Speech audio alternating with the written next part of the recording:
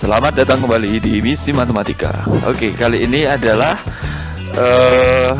bisa dibilang episode 2 kita tentang kriptografi.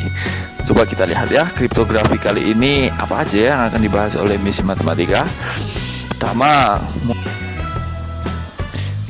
daftar isinya. Pertama ada enkripsi. Apa itu enkripsi? Apa itu definisinya? Oke. Dan tangan bawahannya atau tangan kanannya yaitu ciphertext. Ciphertext apa? Oke. Nanti kita bahas ya.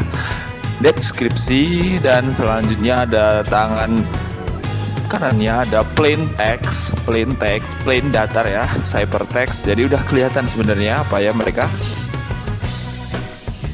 Yang selanjutnya ada contoh-contoh enkripsi, itu ada matriks permutasi, dan yang terakhir mungkin kita akan bahas tentang AES gitu ya. Sedikit tentang AES, jelas AES akan oke, simpen dulu aja.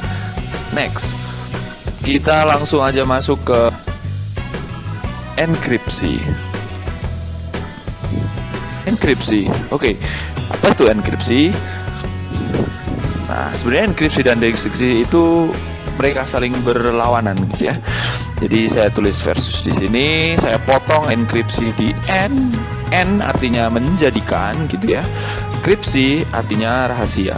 Nah, dengan cara yang serupa kita artikan dekripsi menjadi D, menjadikan enggak kripsi rahasia. Jadi dekripsi menjadikan enggak rahasia. Jadi enkripsi itu merahasiakan, dekripsi itu sebaliknya, dari rahasia menjadikan tidak rahasia. Oke. Next adalah contoh-contoh ciphertext dan plaintext. Ciphertext udah kelihatan kan artinya apa? Ya, betul. Ciphertext adalah kata rahasia. Plaintext adalah kata sebelum dirahasiakan. Kita lihat ciphertext yang pertama. Iin ahad klamita patrema. Apa ya itu sebenarnya? Inmung ia mapertangam ta upung ia manus. Susah bacanya aja susah. Tapi ukan sisa diri mengetim komputer. Mewes RX malas bacanya ya. Tapi kita lihat ya, semakin kita ubah-ubah aturan enkripsinya, maka akan semakin susah dibaca. Jadi sebenarnya kata pertama itu apa ya? Sebenarnya kalimat pertama atau klausal pertama itu adalah ini adalah kalimat pertama. Udah kelihatan ya? Udah kelihatan ya kalau polanya kayak gitu ya? Ya kayak gitu lah ya, kayak gitu ya. Yang kedua apa nih? Nah, yang kedua sebenarnya adalah mungkin yang pertama gampang untuk manusia. Dan yang ketiga adalah tapi akan susah dimengerti komputer.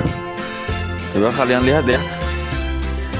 Jadi yang ada di kiri dan ada yang di kanan itu cara enkripsinya beda masing-masing baris. Yang baris pertama nanti kita jelaskan bagaimana cara kita merahasiakannya. Baris kedua beda lagi, baris ketiga beda lagi gitu ya. Jadi semakin ke bawah itu semakin upgrade, semakin bagus untuk kita aplikasikan ke komputer.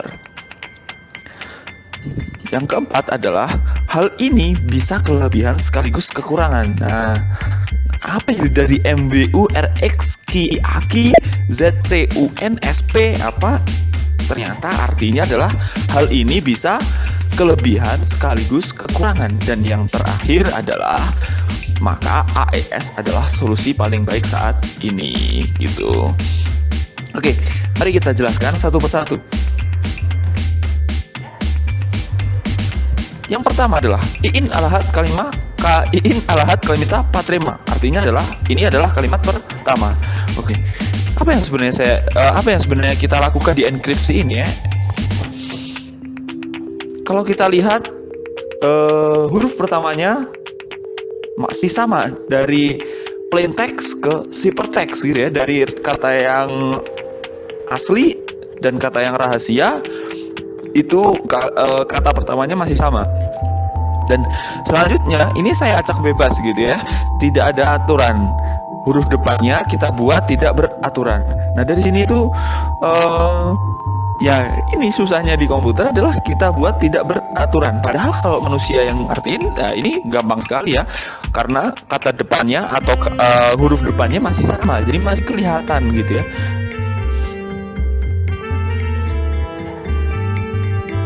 Dan yang kedua adalah inmungia ma petang ngampau kunia manus. Nah susah sekali bacanya kan, bagi manusia ini udah mulai susah gitu ya, tapi ini untuk komputer jadi makin gampang untuk ngertiinnya. Karena apa? Kita mengikuti pola-pola tertentu, yaitu setiap katanya masih tetap, cuman di setiap kata hurufnya kita geser 2. Jadi M yang awalnya di sini kita lihat tanda mungkin ya, kita lihat mungkin di sini M yang awalnya huruf pertama kita digeser 2 jadi huruf ke-3. Nah, dan seterusnya kayak gitu, tapi 2 huruf terakhir kita geser menjadi ke kiri. Semuanya saya lakukan seperti itu. Nah, itu udah mulai beraturan kan. Jadi komputer mengartiinnya atau mendekripsinya akan jadi lebih gampang. Oke, kita lanjutkan. Yang ketiga. Nah, tapi bukan sisa dari mengerti komputer. Nah, bisa dapat kayak gini dari mana ya? Nah, kita lakukan hal yang sama, tapi di sini kita perkenalkan konsep blok atau dipotong-potong. Kita potong-potong 6 karakter, tapi spasi A kan spasi su, sah spasi di, menger, dan selanjutnya sama gitu ya. Lalu dari sini, nah kita lakukan hal yang serupa kayak tadi, yaitu di geser. Saya sampai lupa apa yang tadi saya lakukan. Oke, digeser. Tapi A digeser 1 jadi A tapi spasi. Kan spasi su digeser 1 ke kanan jadi bukan spasi S. Dan seterusnya saya lakukan hal yang serupa. Nah, dari situ saya dapat rangkum apa yang saya lakukan tadi adalah potong menjadi blok berisi 6 huruf, geser ke kanan 1 hurufnya, kecuali huruf yang paling kanan tentunya ya, lalu gabungkan kembali. Nah, dari konsep matematika kita mengenal potong, geser itu adalah suatu konsep tersendiri yang melibatkan suatu matriks. Nah, kita lihat misalkan ada kata cipher di sini. Cipher CYPEPHER.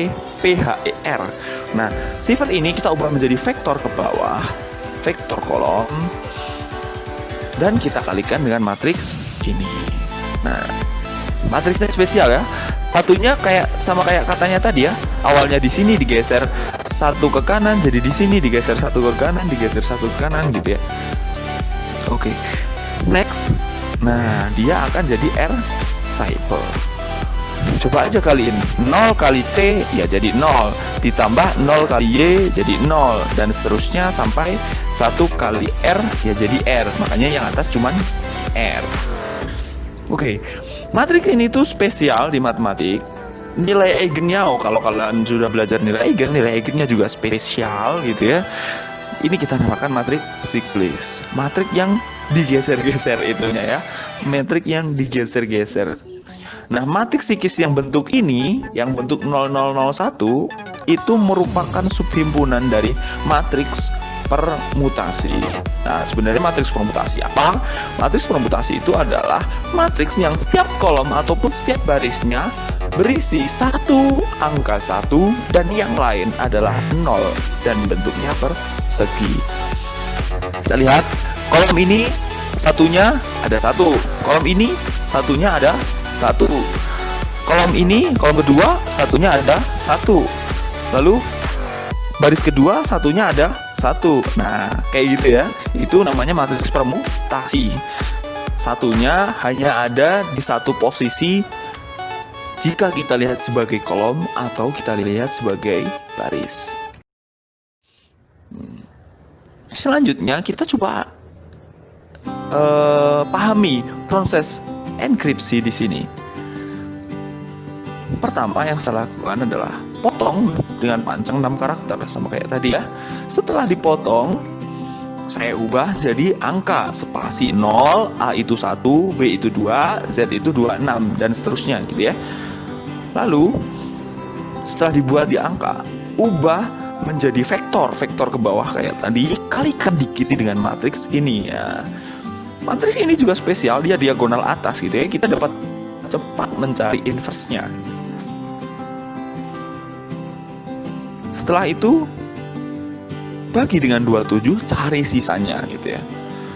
Dan ubah ke huruf lagi dengan aturan yang sama. Maka jadilah yang kayak gini. Ya, ini udah susah banget kan bacanya, udah bukan manusia able gitu ya. Manusia tidak dapat membacanya dengan baik gitu ya. Kalau komputer ini mungkin sangat cepat membacanya karena ini masih sederhana gitu ya. Dan yang kita lakukan di sini adalah yang pertama mungkin udah mirip-mirip ya. Kita potong. Nah, di sini ini sudah lebih upgrade lagi, potongannya itu menjadi matriks 4x4. Jadi kayak gini, maka AS adalah solusi paling baik saat ini. Kita potong jadi maka spasi A, ES dan seterusnya gitu ya. Kita isi dari kiri atas ke kanan bawah. Selanjutnya, kalikan di kiri dengan matriks. Nah, ini matriks apa? Matriks siklus enggak ya? Enggak. Tapi ini matriks yang apa? Permutasi gitu ya. Karena setiap baris atau setiap kolom satunya cuma ada satu. Kalikan di kanan dengan matriks permutasi yang lain. Nah, coba kita lihat ilustrasinya. Ini dikalikan dengan ini akan jadi ini. Coba kalian lihat. Baris ketiga dan keempat tidak berubah. Baris kedua dan baris ke-1 dipertukarkan. Nah, matriks permutasi kalau dikalikan di kiri, akibatnya adalah dia memutar baris, menukarkan baris. Kita lihat di baris pertama di sini, satunya ada di kolom kedua. Artinya apa? Baris pertama diisi dengan baris kedua atau diganti dengan baris kedua. Makanya ini baris kedua tukar jadi baris pertama. Lalu baris kedua, angka satunya berada di kolom pertama. Artinya baris kedua akan diisi dengan baris pertama, makanya pindah ke ini baris kedua. Nah, ini satunya berada di baris dan kolom ketiga. Jadi dia karena baris dan kolomnya sama, maka dia nggak ditukar. Dan yang keempat juga sama, satunya berada di baris dan kolomnya sama, jadi dia nggak ditukar. Oke. Bagaimana kalau matriks permutasi dikalikan di kanan? Kita lihat. Nah, kalau dikalikan di kiri, tadi dia muter baris. Nah, kalau dikalikan di kanan, dia muter kolom. Kita lihat apa yang tidak berubah di sini. Yang tidak berubah adalah kolom kedua dan kolom ketiga. Kenapa kayak gitu? Nih, kita lihat angka satunya. Angka satunya di kolom kedua dia berada di diagonal kan? Angka satunya di kolom ketiga juga berada di diagonal atau indeks kolom dan barisnya sama, artinya dia nggak dipertukarkan. Nah, kita lihat angka satunya di kolom pertama dia berada di baris keempat, artinya kolom pertama diisi dengan kolom keempat atau diganti keempat diisi dengan kolom pertama karena angka satunya berada di baris yang pertama. Oke. Kenapa kita selalu menggunakan matriks permutasi ya? Karena matriks permutasi itu suatu matriks yang spesial. Inverse dari matriks permutasi adalah dirinya sendiri. Jadi kalau kita mau, misalkan nih kita punya AES, maka kita punya ini. Kalau mau kita buat jadi ini, kan kita harus kalikan inverse-nya biar balik gitu ya. Tapi alih-alih mencari inverse yang lain, kita tinggal mengalihkan matriks ini aja ke sini. Kita tinggal kalikan matriks yang sama ke matriks ini. Kembalilah dia ke matriks yang pertama. Jadi proses dekripsinya itu gampang. Ketika kita enkripsi, kita ubah urutannya, kita ubah bentuknya. Lalu kita mau dekripsi, itu tinggal kita kalikan matriks yang tadi, matriks yang sama. Nah, makanya matriks permutasi ini kita sering gunakan. Dan efeknya akan sangat bagus sekali untuk komputer ataupun untuk manusia. Ini udah susah gitu ya. Bahasanya susah juga ya udah. Kita next.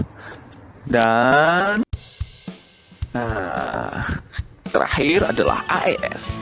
AES itu apa? AES itu singkatannya adalah Advanced Encryption Standard gitu ya. Konsepnya AES adalah sama, kita bikin dari blok matriks, lalu dari blok matriks tadi ditambahkan dengan suatu matriks yang lain, setelah ditambahkan dengan matriks yang lain dia dipertukarkan kolomnya gitu ya, antara blok satu dengan blok yang lain ditukarkan kolomnya, lalu ditukar barisnya diputar-putar. Nah, itu secara manusia itu akan susah banget dimengerti, tapi secara komputer dia akan gampang karena kita tahu komputer mempunyai kemampuan mengenali tadi. Komputer itu dibuat jadi matriks, kalikan matriks yang lain. Dibuat jadi apa, kalikan apa. Nah, secara algoritma dia akan mudah diimplementasikan dan lebih aman gitu ya. Karena secara kecepatan untuk mendekripsinya dia juga lebih cepat. Jadi secara umum dia lebih pas untuk diimplementasikan ke komputer gitu ya. Nah, di sini yang paling surprising bagi saya adalah ketika saya lihat di Zoom, nah enkripsi yang digunakan itu adalah AES 256. Nah, yang standar sekarang adalah AES 128, AES 192 dan AES 256, dan yang paling berat untuk dekripsi maupun enkripsinya yaitu AES 256. Makanya ini ya Zoom udah lumayan bagus lah ya, udah pakai AES 256. Nah, jadi AES ini adalah standarnya. Sekarang standarnya secara global adalah AES, dan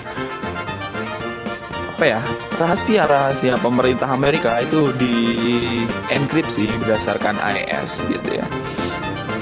Tentu AES nggak ada rumusnya gitu ya. Jadi ketika kita tukar kolomnya kan kita nggak tahu kolom yang ditukar tuh kolom yang mana gitu ya. Jadi setiap orang tuh punya semacam algoritma sendiri atau angka-angkanya sendiri gitu. Tapi algoritmanya itu tetap AES.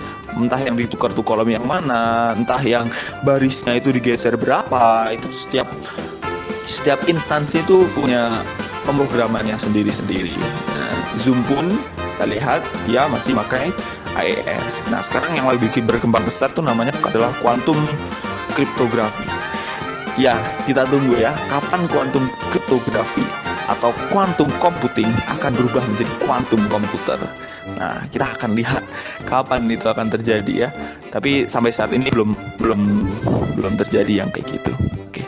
Mungkin itu aja yang bisa saya ceritakan. Ini juga catatan bagi saya gitu ya. Jadi saya juga belajar. Saya harap teman-teman juga belajar mengenali ya sedikit kegunaan matematika gitu ya yang saya tahu. Itu aja. Terima kasih telah menonton. Stay safe. Selalu semangat.